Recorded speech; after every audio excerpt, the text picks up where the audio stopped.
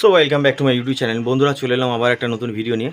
তো বন্ধুরা, আজকে ডিজে এসকে সাউন্ডের আজকে রিভিউ দেবো। সাউন্ড বক্সের ডবল 10 ইঞ্চি ছোট্ট ভাইদের জন্য এই ক্যাবিনেটটা তৈরি করা, ডবল 10 ইঞ্চি। তো কেমন লেগেছে অবশ্যই কমেন্ট করে জানাবেন বন্ধুরা।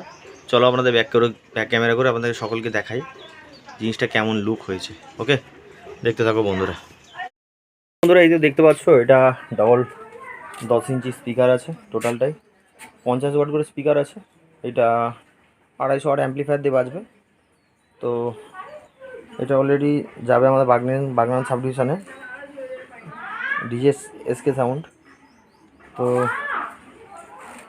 আর কেমন লেগেছে কমেন্ট করে জানাবো বন্ধুরা। আর এটা নর্মাল টুইটার আছে, আর 10 ইঞ্চি করে স্পিকার আছে টোটালটা। এটা কিন্তু 8 ইঞ্চি না, এটা 10 ইঞ্চি স্পিকারের ক্যাবিনেট, ফুল ফিটিংস স্পিকার দিয়ে। তো কারো যদি লাগে অবশ্যই যোগাযোগ করবেন বন্ধুরা।